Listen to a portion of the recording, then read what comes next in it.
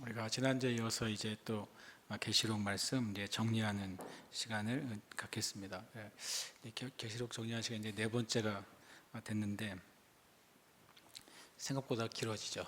그래서 저도 어떻게 잘 마치고 싶은 생각이 있습니다. 네.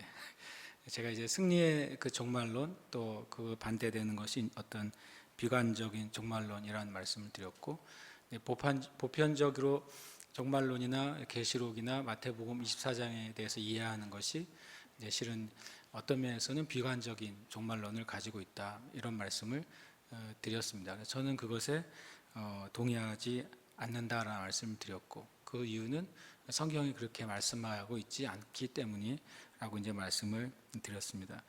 이 종말론에 대해서 어떤 관점을 가지냐에 따라서 이 땅에 있는 그리스도인들의 그 태도가 완전히 달라지게 되는 것이고, 종말론을 바로 이해한 것에 따라서 내가 살아가는 삶의 의미도 굉장히 달라지게 되고, 우리가 살아가는 일상의 의미도 굉장히 달라지게 되죠. 만일 내일이 종말이 온다 그러면 지금 내가 하는 일을 굳이 내일 일어날 일에서 준비할 필요가 없을 거 아니에요. 만약에 뭐 한 달 뒤에 온다 그러면 한 달 뒤에 일어날 일을 계획할 필요가 없을 거 아니에요. 그래서 주님이 언제 오는지를 알 수 없게 하신 것이죠. 우리가 종말의 때를 어림짐작이라도 하거나, 실은요, 다시 말씀드리면 어림짐작도 할 수 없습니다. 어림짐작이라도 하거나 아니면 때를 지정하게 되면 모든 그리스도인의 삶은 그냥 멈추게 됩니다. 실제로 의미가 없잖아요. 그래서 하나님은 주님이 오시는 그날까지 우리가 의미 있는 삶을 살기를 원하시거든요. 그래서 우리가 생각했던 그 종말론에 대한 개념이 조금 바뀌어져야 되겠습니다. 제가 계시록의 주제는 이기는 것이라는 말씀을 드렸어요. 빅토리가 주제죠. 승리가 주제지, 계시록의 주제는 환난이나 고난이 주제가 아니다. 심지어는 계시록의 주제는 666이나 아니면 세계 뉴 월드 오더나 그런 게 아니다.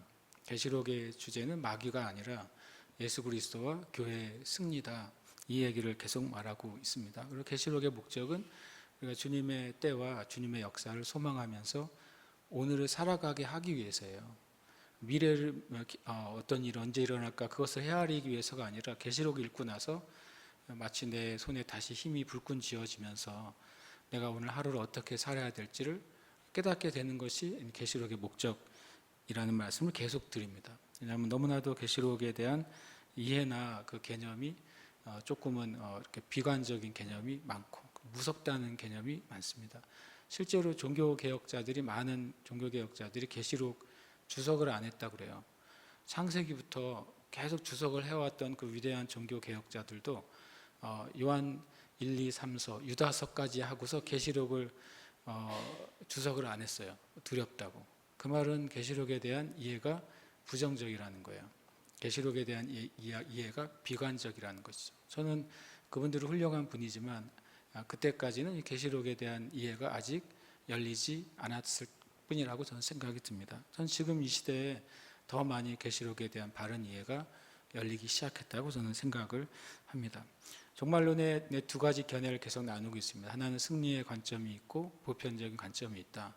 승리의 관점을 다른 말로는 부분적 과거주의 견해를 가지고 있다. 특별히 종말론에 대해서 나오는 큰 세 개의 그 성경의 말씀은 마태복음 24장과 다니엘서와 계시록이죠. 크게 중간중간에 다른 말씀들이 있지만 크게 세 가지를 얘기하게 됩니다. 그래서 이 승리의 관점은 마태복음 24장이든 다니엘서든 계시록에 나와 있는 그 종말에 대한 내용의 많은 부분이 이미 성취되었다는 거예요. 그 말은 역사 가운데 지나간 사건이 되었다는 것이죠.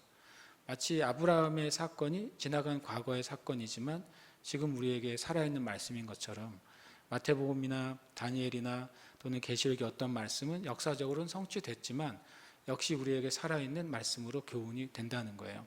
근데 보편적인 관점은, 왜 보편적이라는 표현을 썼냐면 이게 옳다 그러다가 아니라 많은 교회와 많은 사역자들이 이 보편적인 관점을 가지고 있기 때문에 보편적으로 이해하는 관점이라는 의미입니다.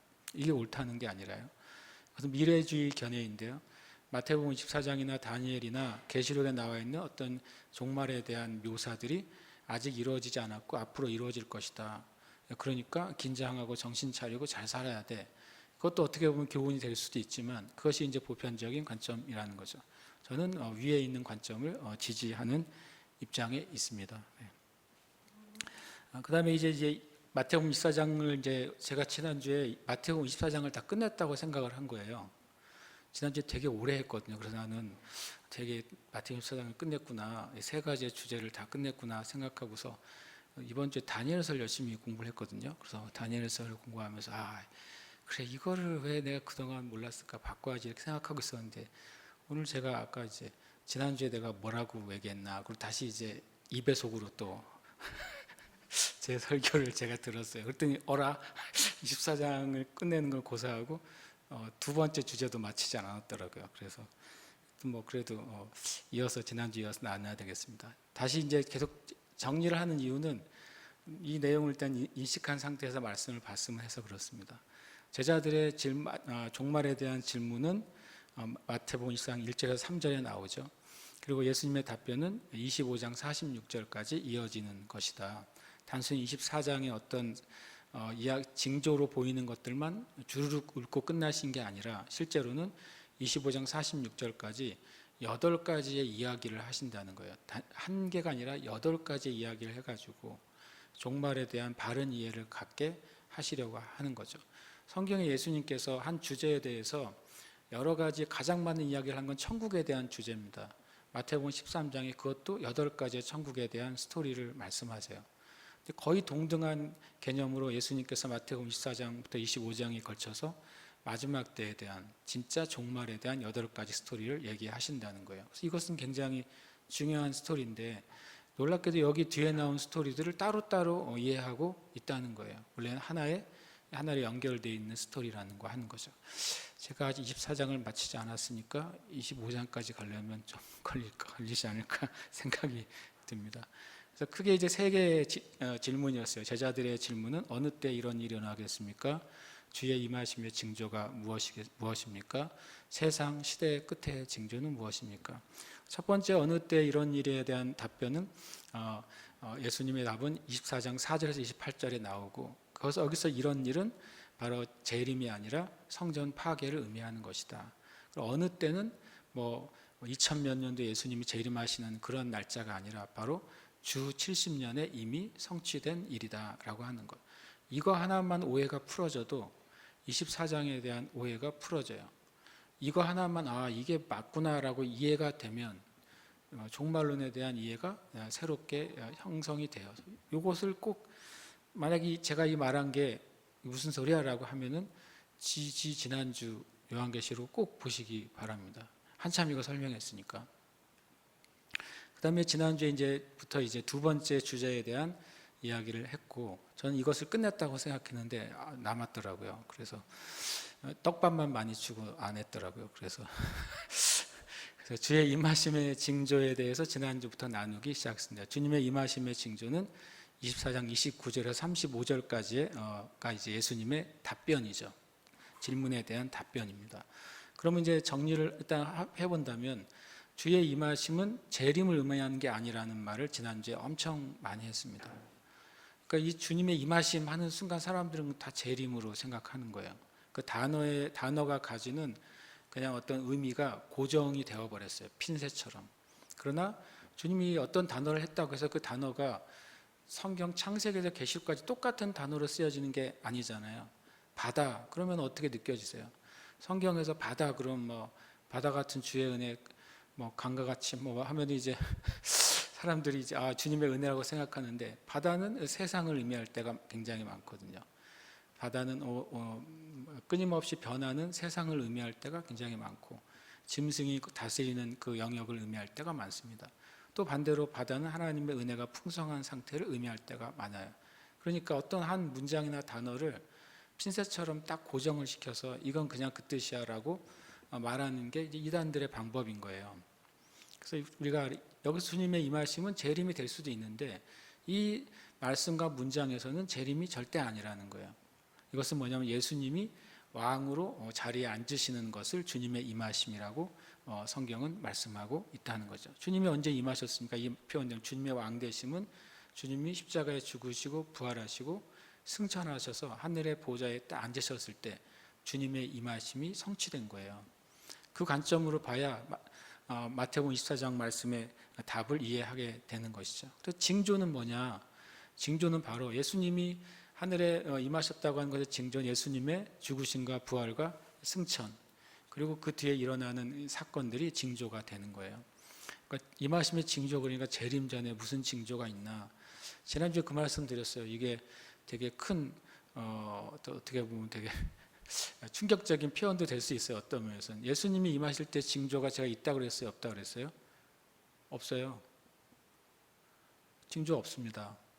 예수님이 임하실 때 징조가 없어요. 너무 단정적으로 말씀하시는 거 아니에요? 그런데 없습니다. 징조가 있으면 또 안 돼요. 왜냐하면 예수님이 도적같이 온다고 그랬잖아요. 도둑이 오는데 징조를 알려주고 와요? 도둑이 오기 전에 저 12시 방향에서 내가 저기 야광탈 하나 쏠 테니까 그럼 내가 도둑이 올 때가 된 거야. 그거 알려줍니까? 안 알려줍니다. 그러니까 성경이 말씀하고 있는 바를 굉장히 우리가 그동안 덮어 씌워졌던 상식으로 성경을 읽으니까 징조가 있겠구나. 무슨 징조야? 뭐 별들이 어떻게 되고, 한때 그런 거 많았죠. 무슨 뭐 오리온 자리하고 무슨 자리가 딱 하나로 일렬로 선 때 주님 오신다 그래가지고 뭐 엄청 그런 분들이 또 있었어요. 없습니다. 징조가 없어요. 이게 더 충격적이에요. 제가 보기에는. 예수님 오실 때 징조가 없어? 이거 이상한 거 아니야? 성경에는 없다고 합니다. 예수님이 없다고 하셨어요. 그리고 주님의 이 말씀 성취됐는가 하면 이 말씀이 성취가 됐다는 말씀 드렸어요. 인자가 그 왕권을 가지고 오는 것을 볼 자들이 있고 하나님의 나라가 건너 임한 것을 볼 자들도 있는데 그들이 누구냐면 바로 예수님과 함께 얘기하고 있는 사람들이 그걸 보겠다고 말했어요. 그게 재림이라면 벌써 끝내야 되는 것이죠. 그래서 그것은 저는 마태복음 28장 18절에 하늘과 땅의 모든 권세를 주님이 가지고 임하셨어요. 누구에게요? 예수님의 제자들에게요. 그리고 명령하셨어요. 주님이 모든 권세를 가지고 임하신 다음에 명령하신 거예요. 주님이 이 권세를 가지시지 않고서 우리에게 명령하셨다면 이제 그리스도인의 삶은 정말 죽도록 투쟁하는 삶이 돼야 돼요. 왜냐하면 우리에게는 아무 보장이 없거든요. 믿음으로 싸워야 되는데 그 믿음이란 것이 뒷배경이 없는 믿음인 거예요. 내 믿음으로 신앙의 삶을 살아야 되는 거예요. 그런데 예수님께서 마태복음 28장 18절에 하늘과 땅의 모든 것을 내가 다 받았어 라고 하는 순간 이제 게임은 달라지는 거죠. 왜냐하면 우리의 뒷배경에 가장 강력한 그분이 함께 있다는 개념이 생기는 거예요. 제가 그 말씀을 드렸잖아요. 주님이 이 권능을 받으셨기 때문에 내가 기도할 수 있는 근거가 생기는 거다. 주님이 우리에게 권능을 부여하셨기 때문에 내가 말씀을 선포할 수 있는 근거가 생기는 거다. 만약에 그 자체가 없다면 내 기도가 응답될 수 있는 퍼센트가 몇 퍼센트나 되겠어요? 우리가 말씀을 선포하는 것이 그 선포가 이루어질 수 있는 확률이 몇 퍼센트나 되겠어요? 없는 거죠. 근거가 없으니까. 그래서 이 주님의 임하심은 성취가 돼야 교회라는 것도 존재하게 되는 거예요. 주님의 임하심이 주님의 권세가 세워지게 되어야 그리스도인들의 믿음의 삶의 전제 조건이 형성이 되는 거다. 이거 재림 아니다라고 말씀을 드렸습니다.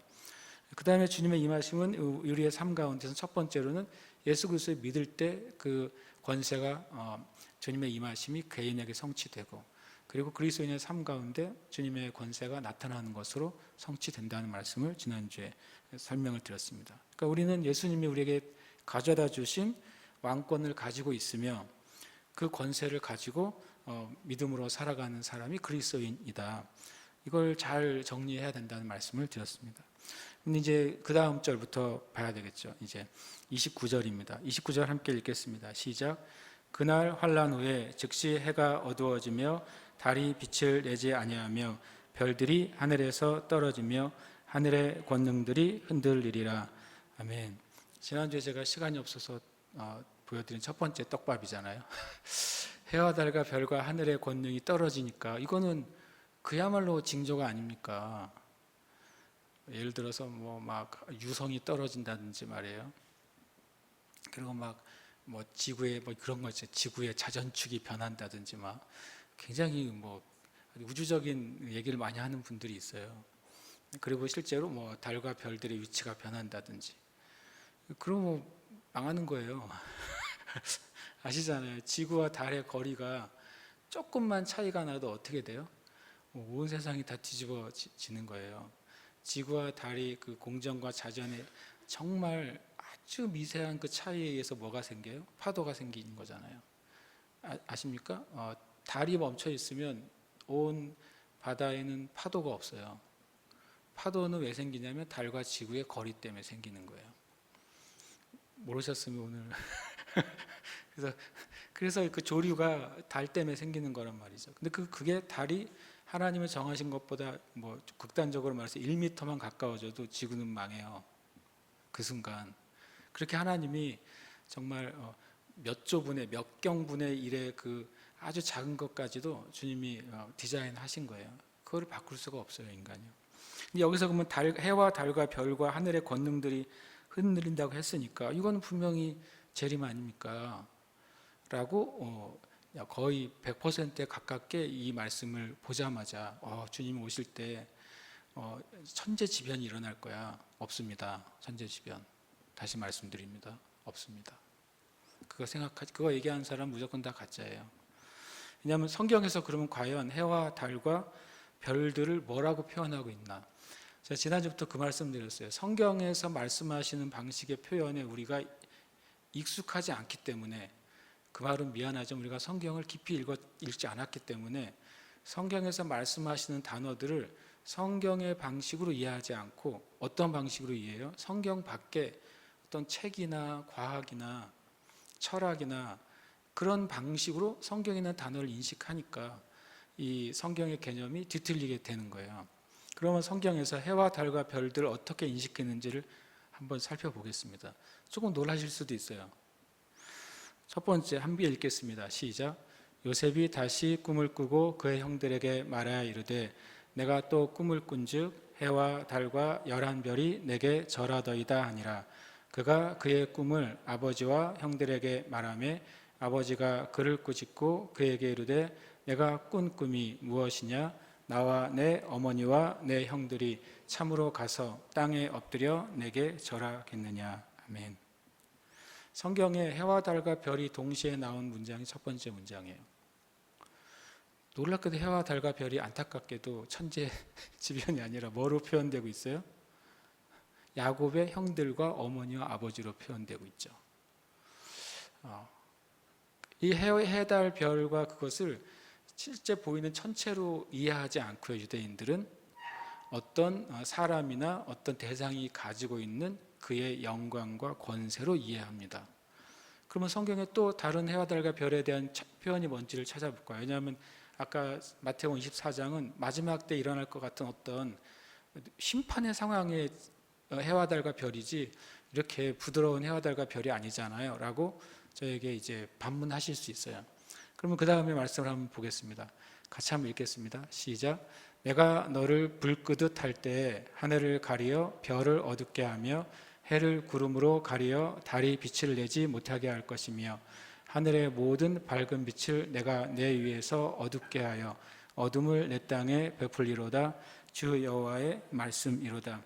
해와 달과 별들이 흔들리는 게 재림이 오기 전에 심판의 징조라면 에스겔서 32장에서 그냥 심판이 끝났어야 돼요. 그렇죠? 하늘을 가려서 별이 어두워져요. 별이 다 어두워져요. 놀라운 일이죠.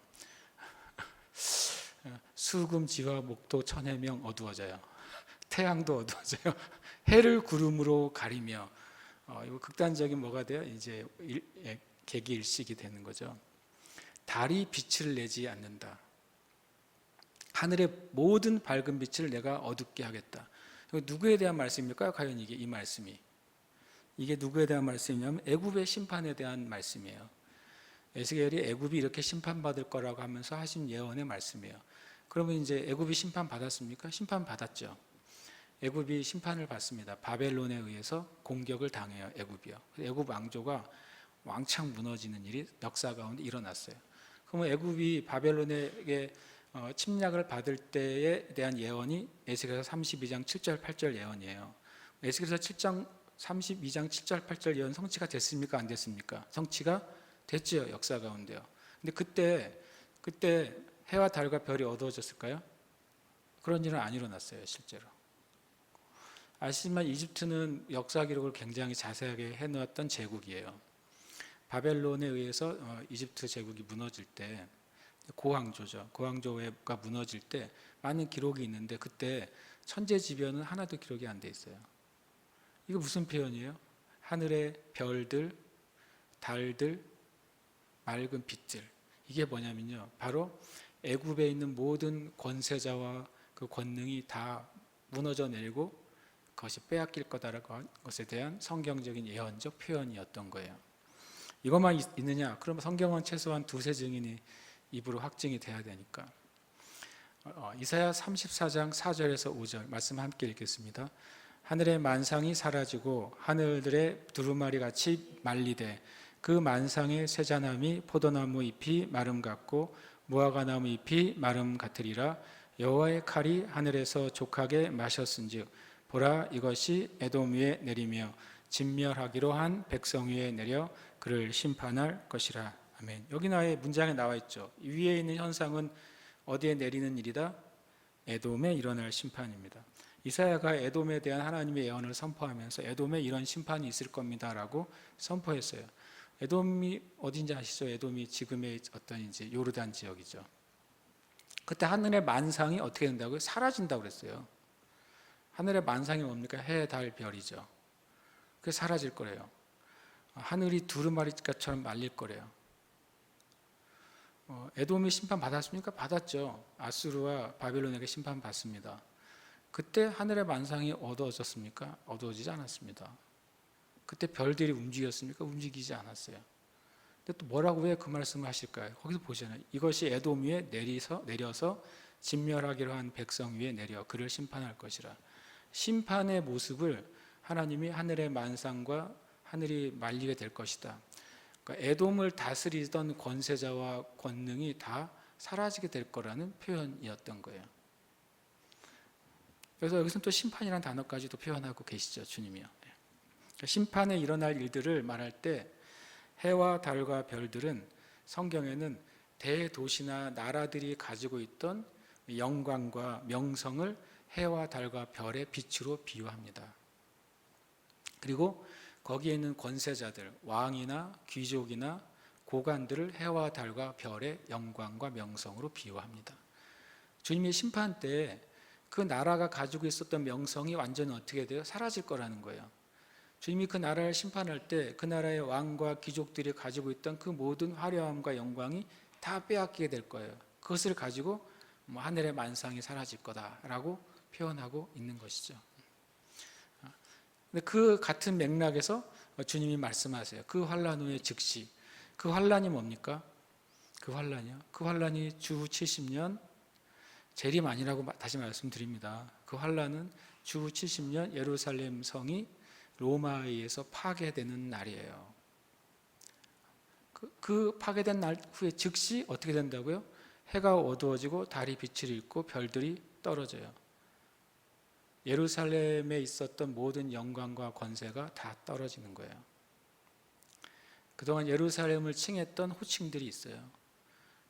그거 하나님의 도시잖아요.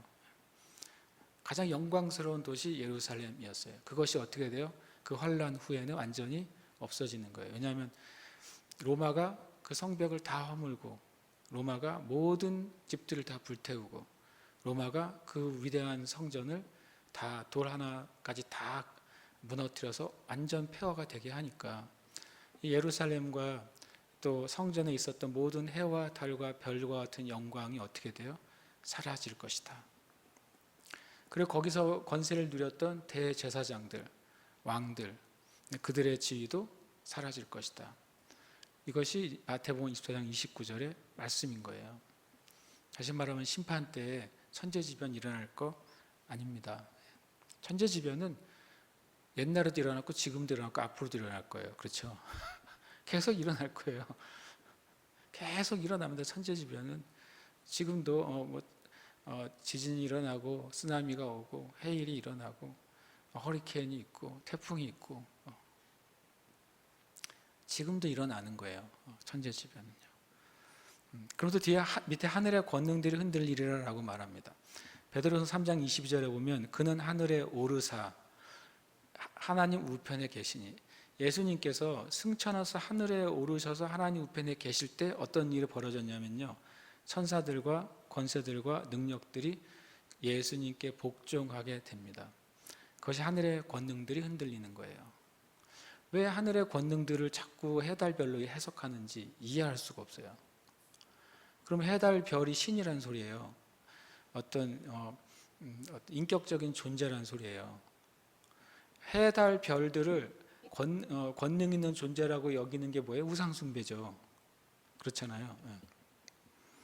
이 하늘의 권능들은 바로 하늘에 속한 권세를 말하는 것입니다. 그래서 그들이 주님 앞에 복종하게 되는 것이 바로 29절의 진짜 의미예요.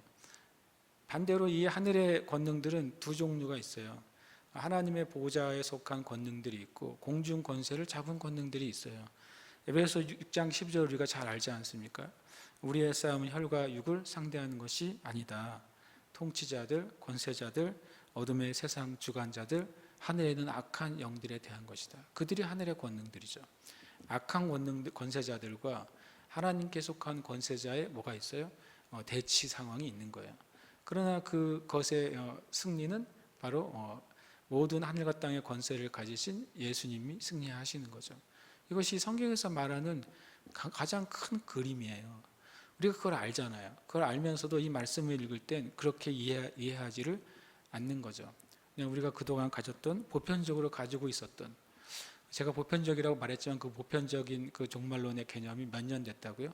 이제 겨우 70년밖에 되지 않은, 거의 1900년간은 그런 종말론을 가지고 있지 않았는데 20세기 초에 세계 대공황과 1, 2차 세계대전, 한국전쟁, 월남전을 지나면서 부정적인 종말론이 자리를 잡았다고 말씀드렸잖아요. 그 뒤에 이 말씀을 그렇게 이해하지 못하기 시작한 거죠. 그다음에 인자의 징조, 이거는 또 누가 그래? 이거는 빼박 주님의 재림이다.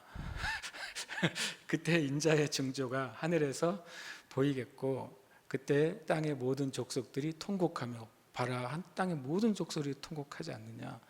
그들이 인자가 구름을 타고, 이거 구름이 다 핵심 단어예요. 구름을 타고 능력과 큰 영광으로 오는 것을 보리라.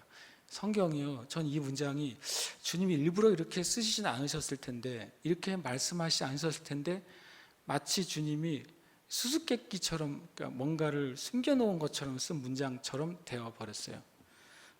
첫 번째는 인자의 징조가 하늘에서 보이겠다고 했는데 인자가 하늘에서 보이겠다고 한 게 아니라는 사실이에요. 인자의 징조가 하늘에서 보이겠다고 그랬잖아요. 이걸 그냥 재림이라고 그냥 100% 확실한 이유는 인자의 징조를 인자로 그냥 두루뭉실하게 이해하는 거예요. 인자가 하늘에서 보이겠고, 그러면 재림이죠. 그러면 제가 이렇게 주장하는 제가 잘못된 거죠. 그런데 인자의 징조예요. 인자의 징조가 하늘에서 보이겠고, 그 말은 뭐냐면 예수 그리스도에 관계된 그 표적이 하늘에서 나타날 것이다 라는 뜻이에요. 나타난다는 표현, 보인다고 하는 표현도 눈에 이렇게 보인다고 생각하는 게 너무 많아요, 우리 생각에요. 그리고 또 이 킹제임스 성경은 이것을 이제 어떻게 표현했냐면 이제 인자의 표적이라고 실은 해놨습니다. 표적이에요. 그러니까 예수님이 하늘의 보좌에 계신 것에 대한 뭐예요? 표적이 하늘에 나타날 것이다 라고 하는 거예요. 표적이 나타난다니까 갑자기 뭐 구름 모양이 십자가가 된다던가 그런 걸 생각하잖아요, 여러분. 별 모양이 갑자기 뭐 바뀌어서 어떻게 된다던가 그런 걸 의미하는 게 아닙니다. 그래서 우리가 징조와 표적을 구하는 신앙이 문제가 많잖아요. 징조와 표적은 있을 수 있지만 그것은 사람이 구하는 게 아니라 주님의 필요에 의해서 깨닫게 하시는 거지 사람이 구해서 생기는 게 아니에요. 그러니까 인자의 징조가 인자의 표적이다. 인자가 하늘의 보좌에 앉으신 것에 대한 그 표적이 있을 거라고 말씀하는 거죠. 그 인자의 징조가 뭐냐? 제자들은 예수님의 말씀이 70년에 됐을 때, 그때라고 말했잖아요. 다시 그때는 언제라고요? 재림이 아니라 70년이에요. AD 70년에 제자들이 이 말씀을 들었죠.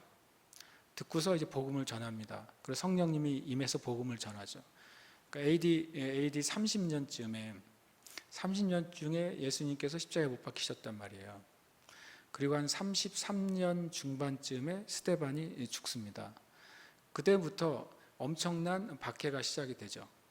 그 박해 이후에 오히려 어떤 일이 벌어집니까? 교회에 엄청난 부흥이 일어나죠. 왜냐하면 박해를 주도한 사람은 사울이었는데 박해를 주도한 사울이 얼마 못 가서 갑자기 뭐예요? 개종을 한단 말이에요. 유대교에서 기독교인이 돼버리죠. 그러면서 갑자기 이제 전세가 역전이 돼가지고 기독교가 엄청나게 로마 사회 전체에 복음이 선포가 되죠. 그래서 이제 복음은 계속 전해집니다. 그래서 제가 지지난주에 말했던 것처럼 사도 바울이 살아있을 때 사도 바울의 표현으로는 복음이 땅끝까지 전해졌다라고 표현했어요. 사도 바울의 표현으로. 예수님께서 이 복음이 땅끝까지 전해지면 그제야 끝이 오리라. 그것이 재림에 대한 말씀이 아니라 주전 70년에 대한 말씀이었다는 것을 또 지지난주에 말씀을 드렸어요. 그러니까 이 사도들의 시대에 땅끝까지 복음이 전해졌습니다. 그들의 땅끝까지 복음이 전해졌어요. 그럼 지금도 우리에게 허락된 땅끝이 있잖아요. 그것은 우리가 감당해야 될 책임인 것이죠. 사도들은 맡겨진 사명을 100% 완수하고 죽었습니다. 그렇게 봤을 때 그렇게 해서 그들이 이제 그 완수했을 때 네로의 이제 놀라운 박해가 시작이 되죠. 네로의 놀라운 박해가 시작돼. 나중에 나누겠지만 이제 마태복음 24장이 정리가 되고 다니엘서가 정리되면 다시 계시록을 정리할 거예요. 근데 계시록에 이제 미리 하나 말씀을 드리면 네로가 주님이 70년에 예루살렘이 멸망하기 전에 네로의 박해가 있죠. 네로의 심각한 박해가 있었고 그때 사도 바울과 베드로가 순교합니다. 많은 그리스도인들이 순교하죠. 근데 네로가 이름이 공식적인 그 로마식 이름이 있을 거 아닙니까?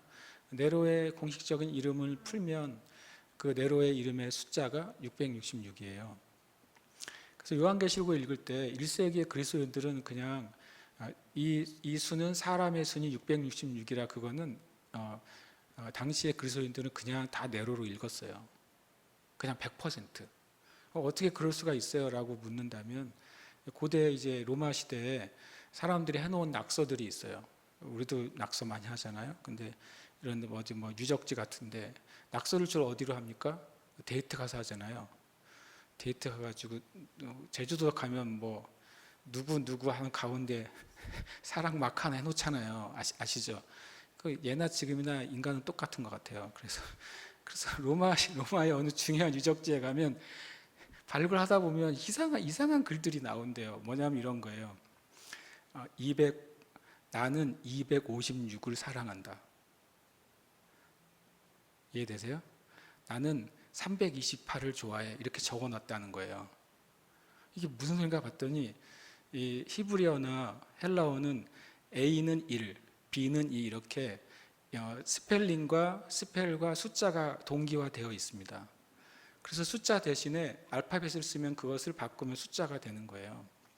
그러니까 어떤 사람의 이름이 있는데 제가 고학력인데 만약에 로마식으로 썼는데 그거를 알파벳을 더하니까 250이면 나는 오늘 250을 보았다. 그러면 누군가 저를 봤다는 기록이 되는 거예요. 그게 당시에 사람들이 일반적으로 쓰는 표현이었다는 것을 지금 고고학자들이 밝혀내고 있어요. 그러면 계시록을 읽을 때 네로가 그랬어 그러면 그 계시록을 가지고 있는 사람은 뭐가 돼요? 그거 죽는 거예요. 그렇잖아요. 감히 네로 황제를 적그리스도라고 표현했으니까. 그럼 뭐라고 표현해야 돼요? 666인 사람은 그 당시에 수도 없이 많았겠죠. 그렇잖아요. 이니셜을 플러스에 660 될 확률은 여러 번이 있을 거 아니에요.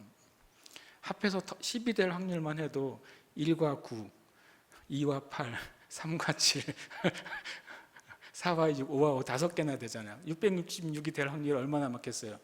그러니까 걸리더라도 발뺌할 수 있죠. 그렇지만 1세기의 그리스도인들은 2세기의 그리스도인들은 이게 네로 때 엄청난 박해, 그리스도인들을 향한 엄청난 박해, 경제 생활을 할 수도 없고 사회 생활을 할 수도 없고 정상적인 생활을 할 수 없게 만들었던 엄청난 박해 때의 이야기지라고 다 읽었다는 거예요. 근데 어쩐 일인지 갑자기 21세기 돼가지고는 20세기부터는 666이 앞으로 다가올 적그리스도의 숫자, 영화가 나오고 막 머리에 666을 새기고 나오고 막 그런 게 계속 나오니까 이제는 사람들 안에 두려움의 존재가 된 거예요. 죄송하지만 그 666은 없어요.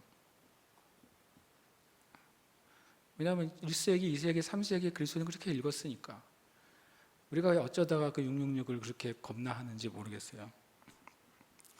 그러니까 인자의 징조가 나올 것이다. 그런 일이 벌어질 때 사람들이 뭘 깨닫게 되는 거예요. 제자들이요. 40년 전에 주님이 말씀하신 일이 진짜 성취가 되었네. 바로 이런 일이라는 건 어디로부터 내려오는 표적이에요? 하늘로부터 떨어지는 표적이죠. 정말 주님이 지금 살아계셔서 저 하늘에 왕으로서 다스리고 계시는구나 라는 사실이 그때 사람들이 알게 될 거라는 거예요.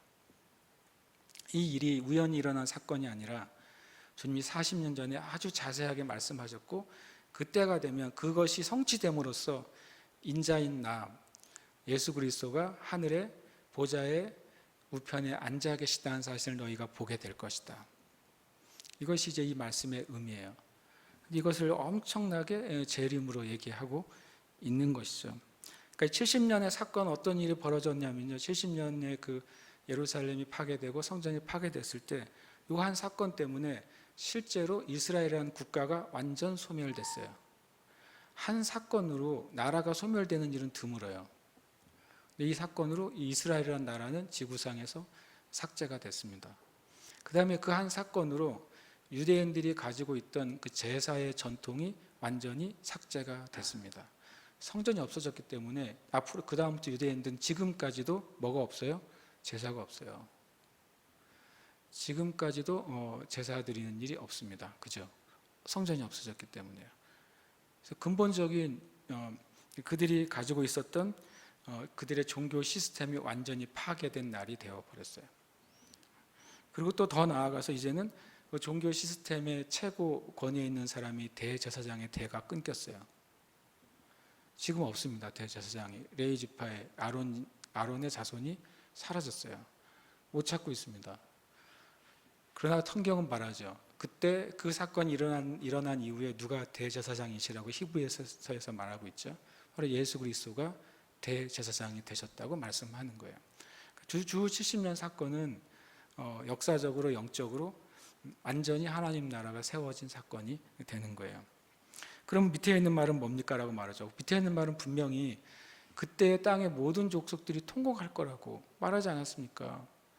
그들의 인자가 구름을 타고 능력과 큰 영광 온 것을 볼 것이라고 말하지 않았습니까? 요 말이에요. 요 말이 참 문제죠. 다시 말하지만 그때는 언제라고요? 주 70년.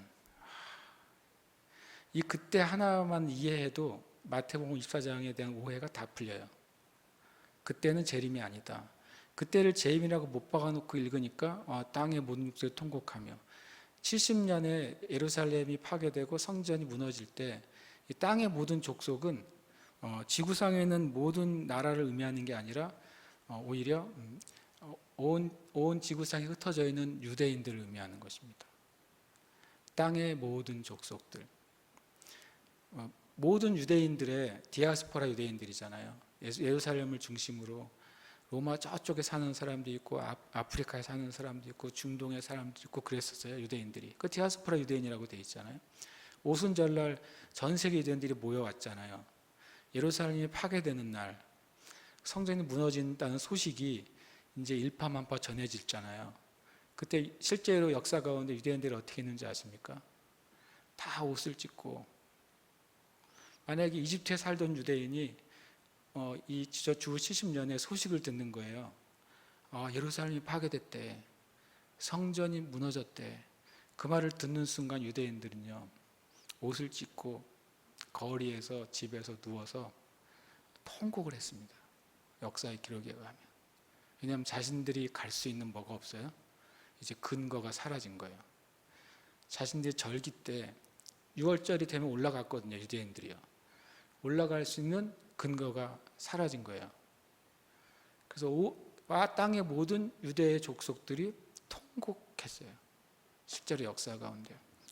그리고 지금까지도 그 통곡은 이어지고 있습니다. 왜냐하면 제사를 드리지 못하고 있기 때문이에요. 그래서 그들이 인자가 구름을 타고 능력과 큰 영광으로 오는 것을 보리라. 이 보리라는 것을 자꾸 얘기하는데 그것은 이제 성경의 관점이에요. 보리라고 하는 관점들은. 성경에 이런 관점이 무지 많이 나옵니다. 분명히 구름을 타고 온다고 되어 있지 않습니까? 라고 말했어요. 구름을 타고 주님이 오셨습니까? 오셨습니다. 오셨어요. 오늘 주님 오셨다는 걸 보여드릴게요. 어떻게 오셨는지 그거를 본 사람이 있어요. 성경에. 이 마태복음 24장 30절을 본 사람이 한 명 증인이 있어요. 다니엘서 한번 읽겠습니다. 시작. 내가 또 밤 환상 중에 보니 인자 같은 이가 하늘 구름을 타고 와서 옛적부터 항상 계신 이에게 나아가 그 앞으로 인도되매. 잘 보세요. 이 장면은 뭐예요? 어떤 장면일까요? 인자는 예수 그리스도죠. 이 다니엘이 환상 가운데 미래 일을 본 거예요. 예수님이 하나님 앞으로 인도되는 장면이 뭐예요? 뭐죠? 승천하셔서 하나님의 보좌 우편에 앉으시는 장면이에요. 하늘의 관점이에요. 인자가 구름을 타고 온다는 게 하늘에서 일로 온다고 여기 써 있어요, 안 써 있어요? 안 써 있어요. 그죠? 그러니까 성경이 제가 마치 트릭처럼 느껴졌다고 한 말이 그거예요. 이 말에는 그들이 인자가 구름을 타고 능력과 큰 땅으로 온 것을 보리라 하니까 재림처럼 보여지는데 이것은 땅에서 그때 일어난 사건과 하늘에서 이루어진 사건을 같이 얘기해주고 있는 거예요. 왜냐하면 다니엘이 이걸 봤거든요. 인자 같은 분이 옛적부터 항상 계신 이는 하나님 아버지죠. 그에게 나아갔네요. 나아가서 인도된다는 표현을 써요. 왜 인도돼요? 그 자리가 비어 있는데 왜냐하면 주님이 모든 영광을 버리고 성육신 하셨거든요. 그리고 이 땅에서 온 인류를 구원하실 일을 완성을 하셨거든요. 그리고 영광스럽게 여기서는 구름을 타고 올라가셨지만 하나님의 입장에서는 구름을 타고 예수님이 그 보좌 앞으로 인도돼서 오신 거예요. 그때 주님이 무슨 일을 하세요? 영광과 권세와 나라를 누구에게 줘요? 그 인자와 같은 이에게 권위를 이양해요. 그리고 백성과 나라들과 다른 언어를 말하는 모든 자들, 그들이 어떻게 해요? 이제 온전히 예수 그리스도의 권세 안에 들어가요. 주님이 지금 하나님 보좌 우편에서 뭐 하십니까? 온 세상을 다스리시죠. 그 장면을 다니엘이 본 거예요. 이 다니엘이 본 장면은 재림의 장면이 아니에요. 주님이 모든 구원 사역을 이루시고 그 권세의 자리로 돌아가는 장면을 본 거예요. 그렇기 때문에 마태복음 24장 말씀은 재림을 말씀하시는 게 아닙니다. 그럼 또 이것까지 부정하시겠느냐라고 또 말할 수 있어요. 그가 큰 나팔 소리와 함께 천사들을 보내시리니. 이것도 되게 재밌어요. 주님의 재림은 큰 나팔 소리와 함께 임하시는 것이지 천사들만 보내고 주님이 계신 게 아니잖아요. 그러니까 성경을 내가 읽으면서 내가 속는 거죠. 그러니까 이 자체로도 재림이 아니에요. 그가 큰 나팔 소리와 함께 천사들을 보내는 것은 그 보내는 분은 움직이지 않는 거잖아요. 주님은 그저 어느 자리에 계시고 천사들을 보내는 거예요. 그러니까 이건 재림이 아니란 말이에요. 이 자체가 그냥 문장을 가만히 살펴봐도 재림이 아니지라고 알 수 있는데 일단 나팔 소리 천사들 하면 무조건 나팔 불 때 나의 주님, 나팔 불 때 나의 주님. 이 찬송가 때문인지 몰라도 일단 나팔 플러스 천사 하면 무조건 재림. 공식이 됐는데 아닙니다. 주님이 보내시는 거예요. 그리고 누가 모아요? 그들이죠. 천사들이 택하신 자들을 사방에서 모으리라.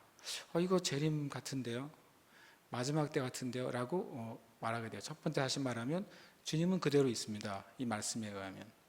아까 30절에 있는 것처럼 주님이 하늘의 보좌에 앉으셨다는 표현이라고 말씀드렸잖아요. 그 하늘의 보좌에 앉으신 그분이 무슨 이유 때문인지 큰 나팔 소리로 천사를 보내시고 그 천사들은 사방에서 하나님의 백성들을 모으신다고 그랬어요. 그럼 이게 마지막 때 일어난 일이냐? 그러면 이 천사들을 이 끝에서 저까지 모으신 천사들이 택하신 자들을 모은다는 사실은 그들이 구원받는다는 소리잖아요. 그러면 구원의 역사는 마지막 때 한 번만 일어나고 있습니까? 여러분 매해 그리스도인이 몇 명씩 늘어날까요? 매일 통계에 의하면 뭐 통계예요. 왜냐하면 딱딱은 아니지만 그동안 기독교인이 늘어난 숫자를 통계를 해봤더니 매일 하루에 20만 명씩 회심하고 구원받습니다. 전 세계에서요. 20만 명씩. 하루에 20만 명씩입니다. 하나님은 지금도 구원하신 일을 하고 계시는 거잖아요. 그렇죠?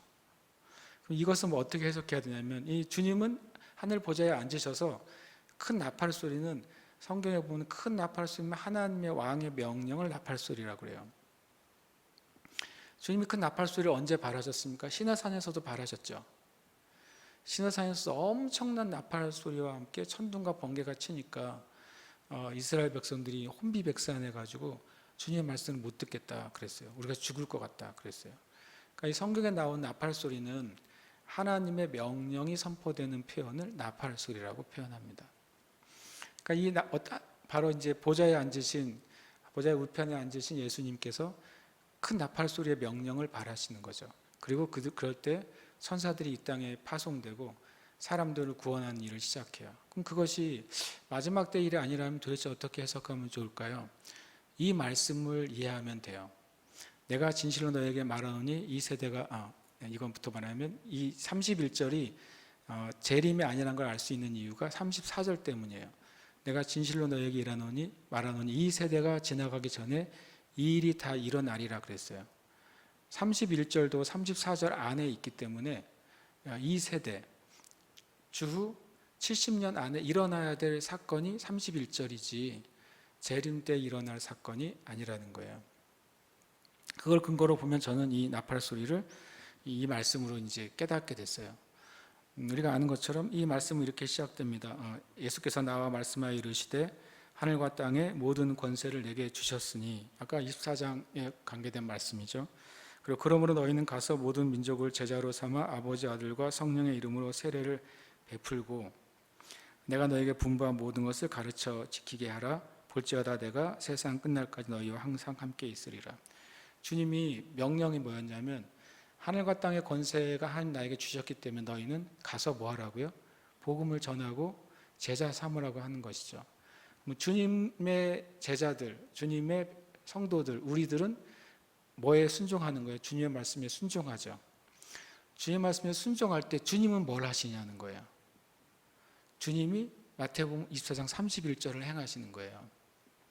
이 땅의 교회가 주님의 권세를 믿고 주님이 함께 하신다는 것을 믿고 그리고 복음을 전할 때 하늘에서는 하나님의 천사들을 돕는 천사들을 이 땅의 교회에 파송하시는 거예요.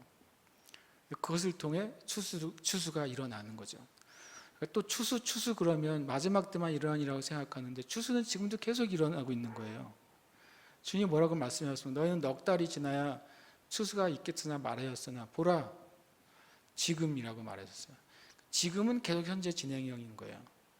우리는 저기 추수는 대부흥 대추수는 언젠가 올 거야 계속 말하지만 주님은 아니야. 지금 나는 계속 추수하고 있어. 어떤 방식으로요? 이 땅의 성도들이 주님의 권세를 믿고 순종해서 복음을 전할 때 하나님은 하나님의 왕의 권세로 명령하시고 천사들은 히브리서 1장에 의하면 천사들이 하는 일이 뭐예요? 바로 택함 받은 자들을 섬기라고 보내신 종들이잖아요. 그들이 복음을 전하는 사도들과 성도들에게 함께해서 그들을 온 사방에 있는 택하신 자들을 모으시는 거예요. 사도행전에 이런 표현이 있어요. 사도 바울이 복음을 전했는데 택하신 자들은 다 예수를 믿더라 이런 표현이 있어요. 어떻게 그런 일이 벌어져요? 그때 복음이 전해질 때 돕는 천사들이 듣는 자들의 마음에 깨달음이 열리도록 돕는 것이죠. 그리고 그것에 반응한 자들이 구원받은 것이 사도행전의 기록들이에요. 이것이 바로 31절은 초대에게 일어났던 사건에 대한 주님의 영적인 관점인 것이죠. 그 다음에 무화과 나무는 이스라엘이냐.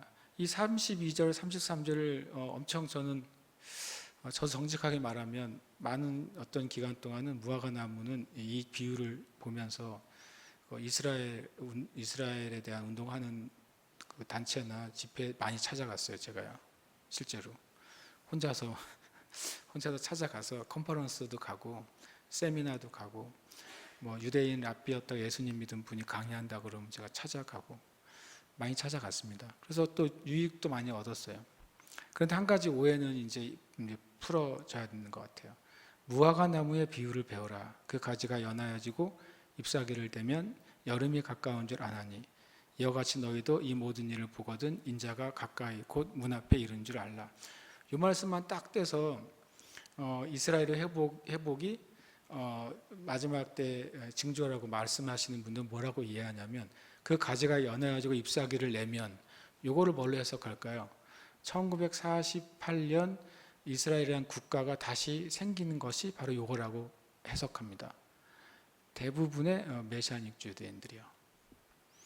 앞뒤에는 그런 내용이 하나도 없음에도 불구하고 무화과 나무의 가지가 연하여지고 잎사귀를 내는 건 마치 뭐냐면 무화과 나무가 죽은 것 같다가 가지가 내고 잎사귀를 내는 것은 그 2000년간 나라를 잃어버리고 죽은 것 같은 유대인들이 1948년에 나라가 생겼잖아요. 나라가 회복되고 국권이 회복되는 것이 거봐 죽은 무화과 나무 같은 이스라엘이 유대인들이 가지가 내고 연하여져서 잎사귀를 내고 드디어 나라가 됐잖아. 그러면은 여름이 가까운 줄 안다. 여름을 뭘로 해석하는 걸까요? 제 이름으로 해석하는 거죠. 이게 미래주의자들의 기본적인 해석 방법이에요. 그분들이에요. 근데 여기에 보면 이 말씀 앞뒤로 어디도 그런 개념이 없어요.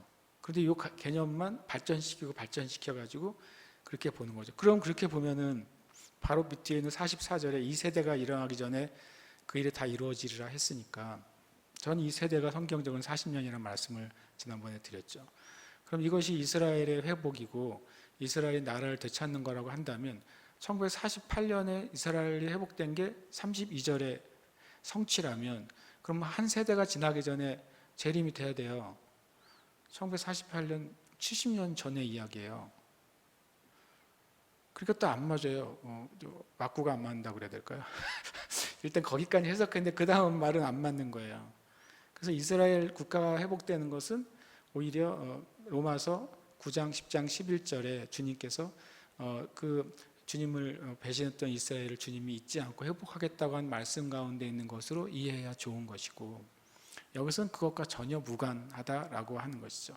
그리고 이와 같이 너희도 이 모든 일이 32절을 말하는 게 아니라 마태복음 24장 4절부터 31절까지를 말하는 거예요. 그러니까 성경은 이 내용을 얘기하고 있는데 묘하게 이 모든 일을 자꾸 유대인의 회복을 얘기하는 거죠. 그리고 또 하나 극단적으로 무화과 나무가 이스라엘이냐 이게 문제예요. 저는 무화과 나무는 이스라엘이 아니라는 것 사실을 오늘 또 말씀을 드립니다. 예레미야 11장 16절 말씀인데 함께 읽겠습니다. 시작. 여호와께서는 그의 이름을 일컬어 좋은 열매 맺는 아름다운 푸른 감람나무라 하였었으나 큰 소동 중에 그 위에 불을 피웠고 그 가지는 꺾였도다. 좋은 열매 맺는 아름다운 푸른 감람나무가 누구예요? 이스라엘이에요. 만약에 이스라엘로 비유를 하려면은 거기에 무화과 나무가 아니라 감람나무 얘기를 하셨어야 돼요. 그럼 감람나무가 이스라엘인 걸 어떻게 아세요? 그럼 구약에만 그렇지 않나요? 마태복음은 신약이 아닙니까? 그러면 신약의 증거를 하나 더 보여드릴게요. 로마서 11장 17절에서 20절에 보면 또 한 가지 얼마가 꺾였는데 돌 감람나무인 너희가 이건 유대인 이방인을 말하죠. 그들 중에 접붙임이 되어 참 감람나무 누구예요? 유대인을 말하죠. 뿌리의 진액을 함께 받는 자가 되었은지 옳도다. 그들은 믿지 아니함으로 꺾이고 그들이 누구예요? 바로 참 감람나무인 이스라엘이죠. 유대인이죠. 너는 믿음으로 섰느니라. 누구예요? 그게 이방인 우리예요. 높은 마음을 품지 말고 도리어 두려워하라. 여기서는 참 감람나무를 이스라엘이라고 표현해요. 구약에서나 신약에서나 유대인 이스라엘을 대표적으로 가리키는 나무는 감람나무예요. 가끔은 포도나무로도 주님께서 말씀하세요. 무화과 나무를 이스라엘이라고 말하는 경우도 있긴 있어요. 하지만 그것은 다른 것들을 같이 나열할 때 사용되는 용례고, 단독적으로 주님이 말씀하실 때는 포도나무 내지는 감람나무가 이스라엘을 표현하는 중요한 비유의 과일입니다. 심지어 주님께서 우리하고 예수님과의 관계를 포도나무와 가지의 비유로 말씀하신 것도, 포도나무, 감람나무가 하나님의 백성과 하나님과의 관계를 잘 표현하는 나무이고, 유대인과 이스라엘을 표현할 때는 이 감람나무, 올리브 나무를 늘 얘기하는 거예요. 그러니까 결론은 무화과 나무는 이스라엘을 의미하는 것이 아니다입니다. 아닙니다. 성경에 이렇게 나와 있지 않으니까요. 근데 여름이 가까운 줄 알고 인자가 가까이 문 앞에 이른 줄 알라. 그러니까 잠깐 말한 것처럼 이런 마태복음 24장 3절에서 31절까지, 4절에서 31절까지의 내용들이 벌어지면 인자가 가까이 있고 문 앞에, 이것도 재림이 아니라 뭘 말하는 거예요? 70년 사건들이 성취될 것을 알게 되라라고 말한 거죠. 그 말씀 드렸잖아요. 이거 실제 로마 군인이 예루살렘을 포위했을 때 이 이사야 24장 말씀을 기억한 그리스도인들만 빠져나갔다고. 너희들이 그 멸망에 가증한 것이 서거든, 거룩한 곳에 서거든 너희는 산으로 도망가라 그랬잖아요. 그래서 펠라라는 지역의 산지 지역으로 다 도망을 갑니다. 기독교인들이요. 그래서 그들만 예루살렘 멸망할 때 살아남아요. 그건 역사적인 사실이에요. 그러니까 성경을 어떻게 이해하냐에 따라서요, 죽기도 하고 살기도 했어요, 역사 가운데. 그리고 이제 이 34절이죠. 오늘 이제 두 번째 질문에 대한 마지막 구절이죠. 내가 진실로 너에게 말하노니 이 세대가 다 지나가기 전에 이 일이 다 일어나리라. 천지는 없어질지언정 내 말은 없어지지 아니하리라. 이 세대는 마태복음 24장 4절부터 33절까지의 내용이 다 이루어질 거라는 거예요. 이 세대가 지나가기 전에.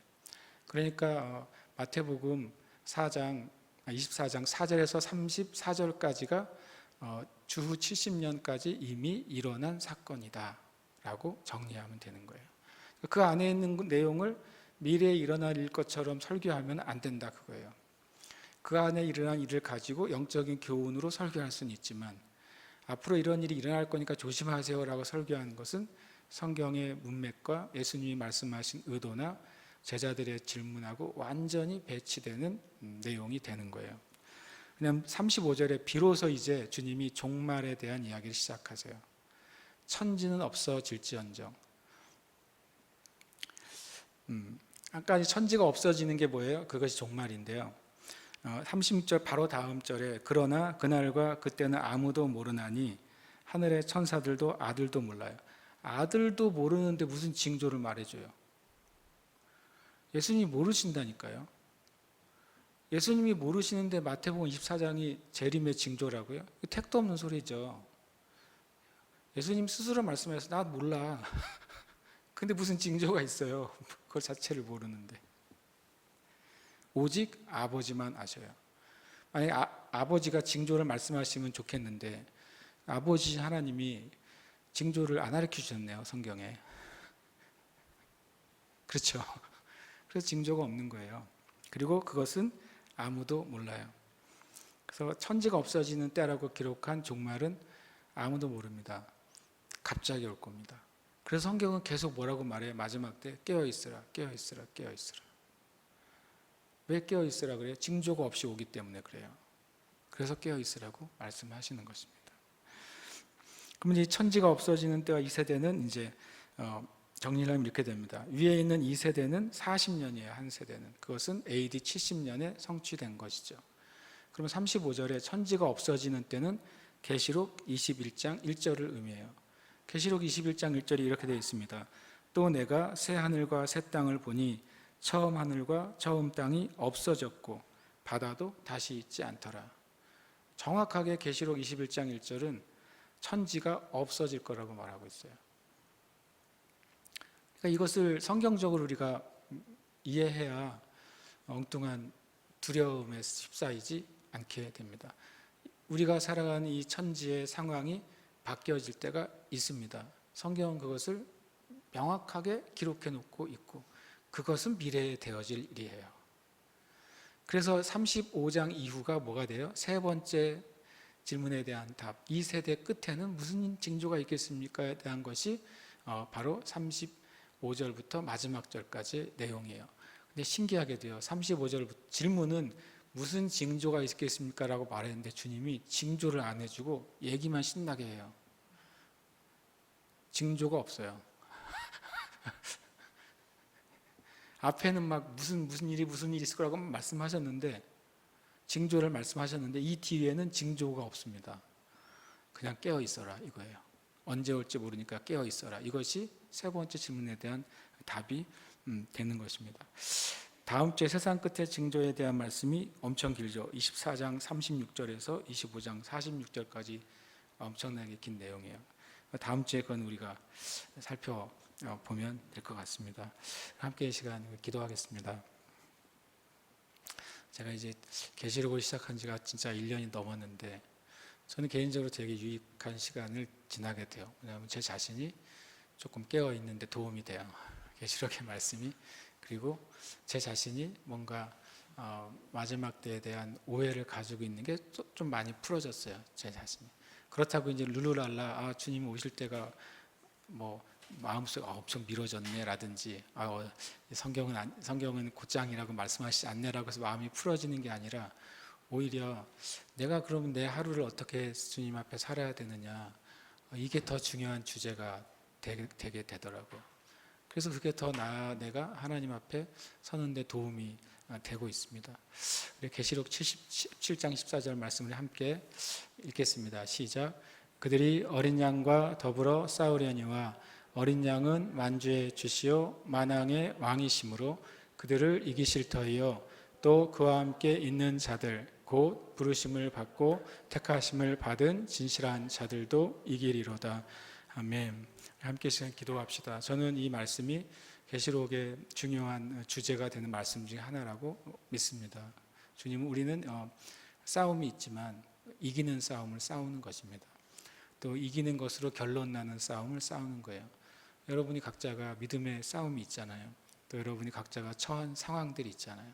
때로는 생각지도 않은 많은 갈등들이 있잖아요. 그러나 그 모든 것 가운데 저와 여러분이 예수님께 있을 때에만 이길 것입니다. 그리고 예수님에 있을 때는 항상, 예수님과 함께 있을 때는 항상 이길 겁니다. 그것이 어떤 종류의 갈등과 싸움과 도전이라 할지라도 함께 시간 기도할 때 주님, 제가 주님과 함께 있는 자들이 되겠습니다. 주님의 뜻을 순종하는 자들이 되겠습니다. 주님의 말씀과 기준을 따라 행하는 자가 되겠습니다. 라고 이 시간 기도하고 예배 마치겠습니다. 기도하겠습니다. 하나님 아버지 감사합니다. 하나님 아버지, 우리의 삶 가운데 하나님 아버지 믿음의 도전이 있습니다. 믿음의 선한 싸움이 있습니다. 그러나 우리가 주님 마귀와 싸우는 것이 아닙니다. 마귀는 이미 주님께서 이기셨습니다. 마귀는 이미 주님께서 그 머리를 밟으셨습니다. 마귀는 주님의 발 아래에 있습니다. 하나님, 교회는 주님의 몸이므로 교회의 발 아래에 마귀가 있습니다. 주님, 우리로 말미암아서 하나님 뒤로 물러가지 않게 하시고 진리에 바로 서서 하나님을 바라보게 하여 주시고 진리에 바로 서 주님만을 구하는 자가 되도록 축복하시고 역사하여 주시옵소서. 은혜 위에 은혜를 더하여 주시옵소서. 하나님을 더 깊이 알아가도록 주여 은혜 위에 은혜를 더하여 주시옵소서. 성령 하나님, 이 시간에 베풀어 주셔서 주님의 뜻이 무엇인지 우리에게 날마다 말씀하시고 주님을 구하게 하시고 주님을 찾게 하시고 주 앞에 나아가는 은혜가 있도록 역사하여 주시옵소서. 우리의 심령 가운데 새 마음을 주시옵소서. 우리의 심령 가운데 새 영을 더 부어 주시옵소서. 거듭나게 하시고 우리의 영 가운데 영이 자라게 하시고 또 이기게 하시고 승리하게 하신 주님을 찬양합니다. 주님 고백한 대로 주님과 함께 있으므로 부르심을 받고 택하신 만자들은 항상 이겼다고 말씀하신 그 승리의 말씀, 하나님 이기고 승리하는 그 말씀을 온전히 붙잡게 하여 주시옵소서. 은혜 위에 은혜를 더하여 주시옵소서. 아멘. 주님 감사합니다. 주님 감사합니다. 주님께 경배와 찬양 올려드립니다. 아멘. 아멘. 할렐루야. 주님 감사합니다. 주님 할렐루야. 감사합니다. 주님 감사합니다.